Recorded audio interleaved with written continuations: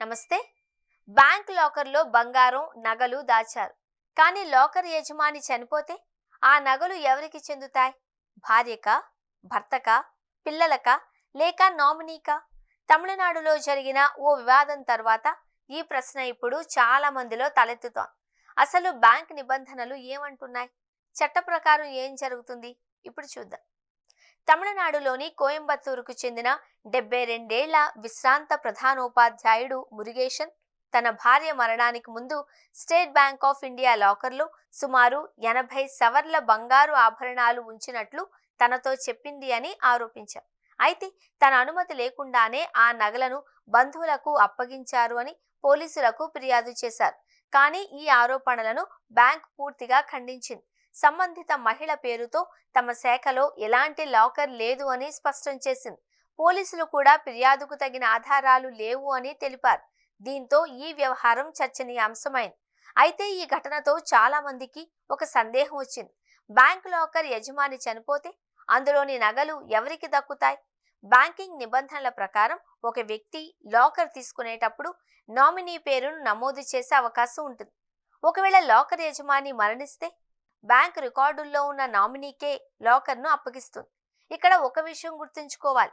Nominee అంటే తప్పనిసరిగా భార్య, భర్త, కొడుకు లేదా కూతురే కావాల్సిన అవసరం లేదు. యజమాని నమ్మకమైన ఎవరినైనా నామినీగా నమోదు చేయవచ్చు. అలాగే లాకర్ను ఒక వ్యక్తి పేరుతో మాత్రమే కాకుండా భార్యాభర్తల జాయింట్ లాకర్ గాను తీసుకోవచ్చు.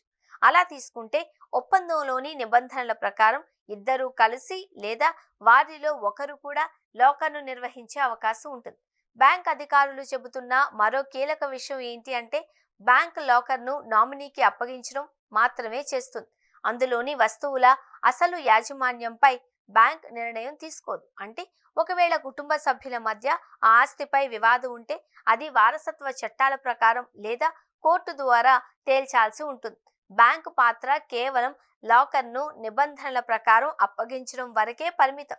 లాకర్ భద్రత విషయంలో కూడా ప్రత్యేక విధానం ఉంటుంది.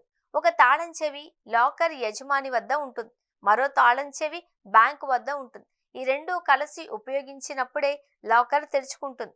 దీంతో భద్రతకు అత్యంత ప్రాధాన్యం ఇస్తారు.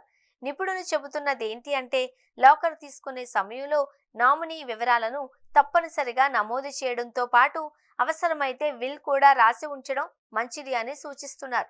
అలా చేస్తే భవిష్యత్తులో కుటుంబ సభ్యుల మధ్య వివాదాలు వచ్చే అవకాశం తగ్గుతుంది.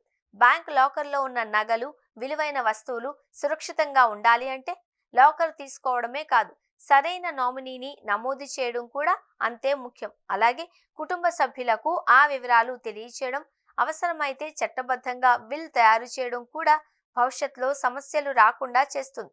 కోయంబత్తూరులో జరిగిన ఈ వివాదం బ్యాంక్ లాకర్లపై ఉన్న ఎన్నో సందేహాలకు తెరలేపింది.